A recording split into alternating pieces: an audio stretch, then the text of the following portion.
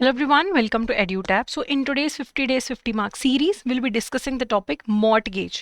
तो जब आप एक immovable property पे सिक्योरिटी इंटरेस्ट क्रिएट करते हो, जब आप एक इमूवेबल प्रॉपर्टी को गिरवी रख के लोन लेते हैं, तो तब हम बोलते हैं जो नेचर ऑफ चार्ज क्रिएटेड है वो मॉर्टगेज है।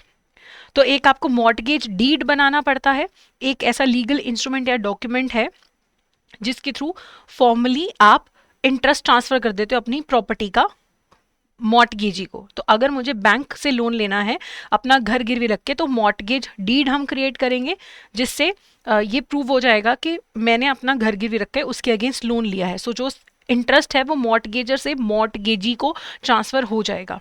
ठीक है, तो मॉर्टगेज डीड में सारे टर्म्स एंड कंडीशंस लिखे होते हैं कि लोन का अमाउंट क्या है, क्या रेट ऑफ इंटरेस्ट है, क्या रीपेमेंट शेड्यूल है, किन कंडीशंस में मॉर्टगेज इन्फोर्स किया जाएगा, वो सब कुछ मॉर्टगेज में लिखा होता है।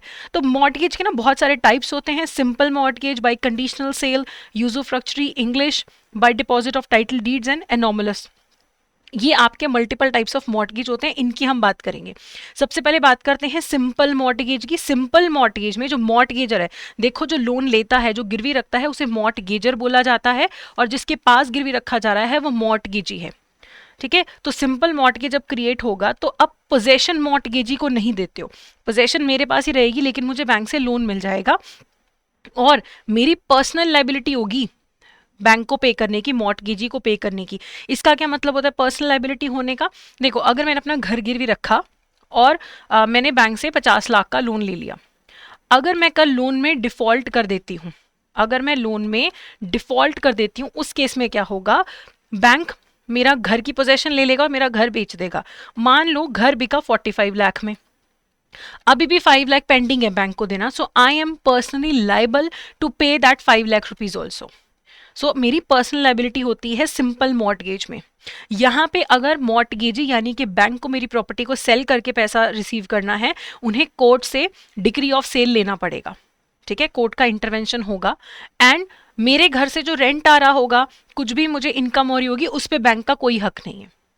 और अगर जो अमाउंट इन्वॉल्व है, अगर वो 100 रुपीज या उससे ज्यादा का होता है, तो ट्रांसफर ऑफ प्रॉपर्टी एक्ट बोलता है कि registration of mortgage deed compulsory है। इवन अगर आप घर का कोई भी इमूवेबल प्रॉपर्टी आप सेल करते हो, बाय करते हो, अगर अमाउंट 100 रुपए से ज्यादा का है, मॉर्टगेज करते हो 100 रुपए से ज्यादा है, तो मॉर्टगेज डीड या जो भी डॉक्यूमेंटेशन है उसका रजिस्ट्रेशन करवाना कंपलसरी है, मैंडेटरी है। ठीक है, अगला आता है mortgage by conditional cell. Mortgage by conditional cell में एक तरीके का ऑस्टेंसिबल सेल होता है, एक तरीके का नकली आप मान लो सेल हो जाता है। इसमें क्या होगा, मैंने बैंक से लोन लिया 20 लाख रुपीज का अपना घर गिरवी रख के, बाय कंडीशनल सेल। इसमें एक तरीके की मैं नकली ऑस्टेंसिबल सेल बैंक को कर दूंगी, अपना घर बैंक को बेच दूंगी, ऑस्टेंसिबली नकली एक तरीके से। अगर मैं लोन चुका देती हूं तो उस नकली सेल का कोई मतलब नहीं रह जाता, बट अगर मैंने लोन में डिफॉल्ट कर दिया, फिर वो जो सेल है वो एब्सोल्यूट हो जाएगी। अगर मैं डिफॉल्ट करती हूँ, सेल एब्सोल्यूट हो जाएगी, यानी कि वो सेल को मान्यता प्राप्त हो जाएगी। लेकिन अगर मैंने पैसा पे कर दिया तो सेल वॉइड है, उसका कोई मतलब नहीं रह जाता। ओके, तो डॉक्यूमेंटेशन रिक्वायर्ड होता है मॉर्टगेज बाय कंडीशनल सेल करने के लिए। अगर डिफॉल्ट करती हूं मैं, तो मॉर्टगेजी यानी कि बैंक पहले कोर्ट के पास जाता है, अपने फेवर में डिक्री लेता है कि ठीक है कि बैंक को ये हक मिल जाता है कि वो प्रॉपर्टी बेच सकता है, और मॉर्टगेजर का राइट जो है खत्म हो जाता है। एक बार बैंक को मॉर्टगेज के अंडर डिक्री ऑफ सेल मिल गया, कोर्ट से सेल करने का राइट मिल गया, तो मेरा यानी कि मॉर्टगेजर का हक प्रॉपर्टी पे खत्म हो जाता है। ठीक है, मैं अब अपनी प्रॉपर्टी रिक्लेम नहीं कर सकती, क्योंकि बैंक से जाके कोर्ट ने ऑर्डर ले लिया घर बेचने का, अब मैं कुछ नहीं कर सकती हूँ। ठीक है, मॉर्टगेजी सू कर सकता है फोरक्लोजर के लिए, but not for the sale of the property.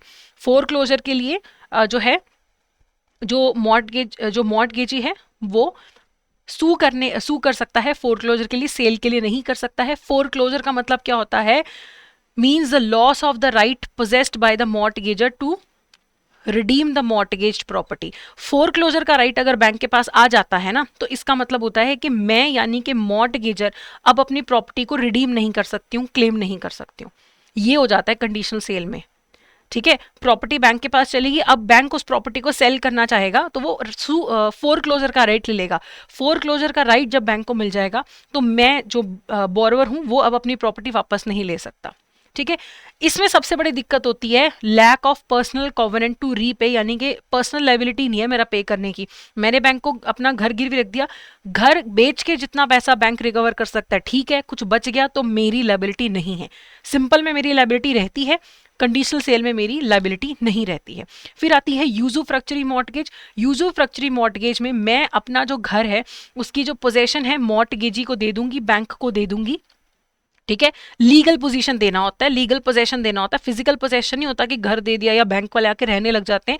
Legal possession जो है मैं बैंक को दे दूंगी, और मेरे घर से जो भी रेंट या प्रॉफिट जनरेट होते हैं उसे बैंक यूज करेगा अपना इंटरेस्ट और प्रिंसिपल अमाउंट रिकवर करने के लिए।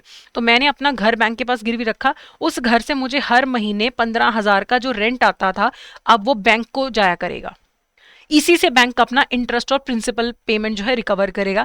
इसमें भी there is no personal covenant to repay, यानी कि बैंक ये जो प्रॉफिट 15,000 रुपये महीने उनको रेंट का मिल रहा है घर से, उससे अपना पैसा रिकवर कर लें। अगर नहीं कर पाते, I am not personally liable to पे।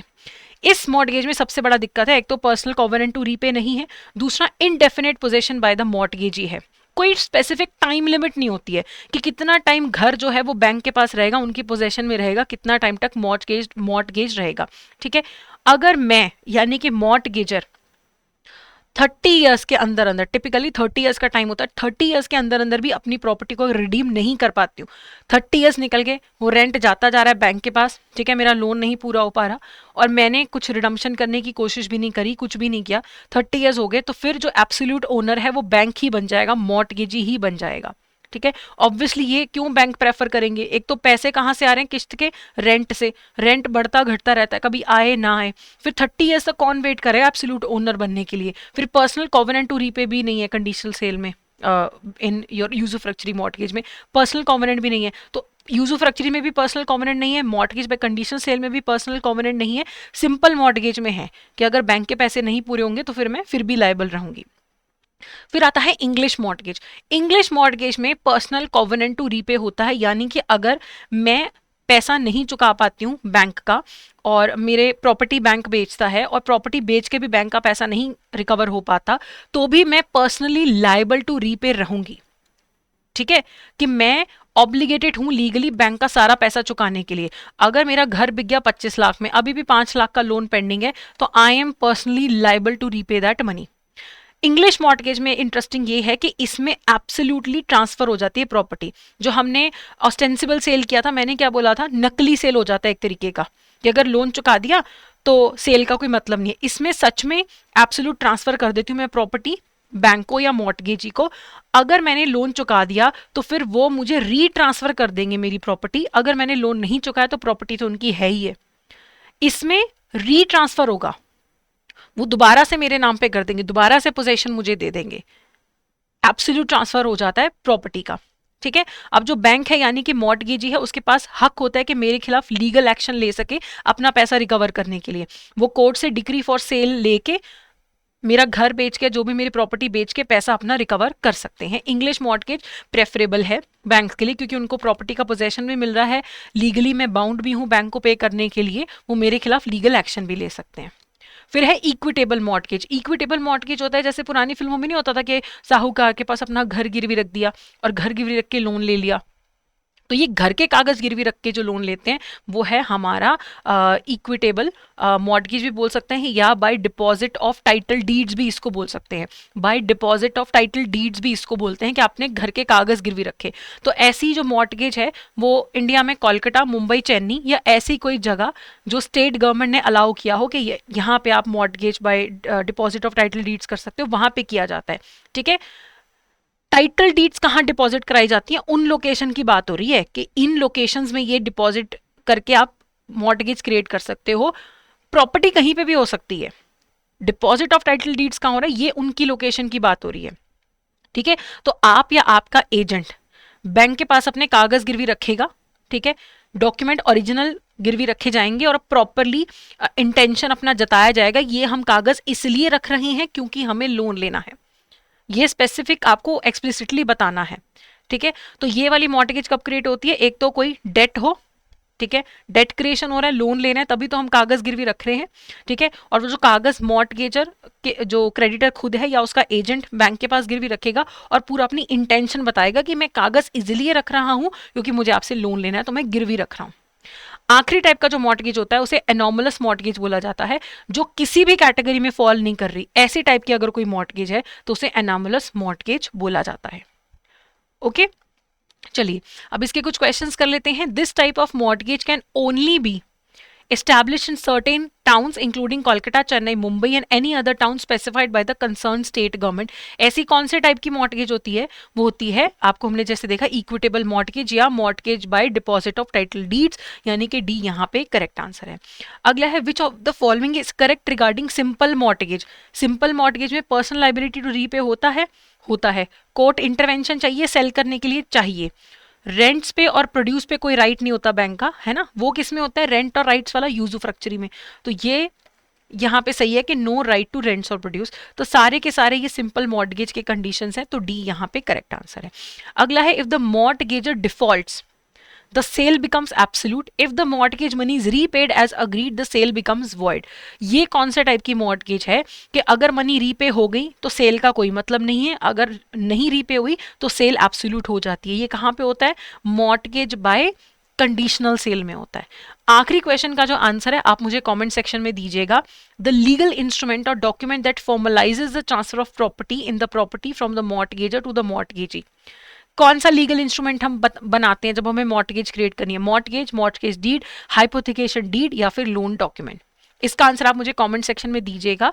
तो ये था हमारा आज का सेशन। बाकी मैं आपको बता दूं हमारा टेस्ट सीरीज लॉन्च हो चुकी है for a very reasonable price. आपको जो है 40 टेस्ट मिलेंगे, 10 फॉर ईच सब्जेक्ट, प्लस आपको प्रीवियस ईयर के जो रिकलेक्टेड क्वेश्चंस हैं उनका भी एक्सेस आपको मिल सकता है हमारे कोर्सेज के अंदर। आप हमारा मास्टर कोर्स अवेल कर सकते हैं, एग्जाम से जस्ट पहले हमारा क्रैश कोर्स आएगा वो भी अवेल कर सकते हैं।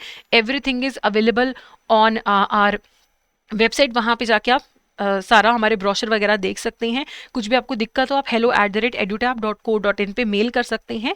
तो that's it for today, thank you so much.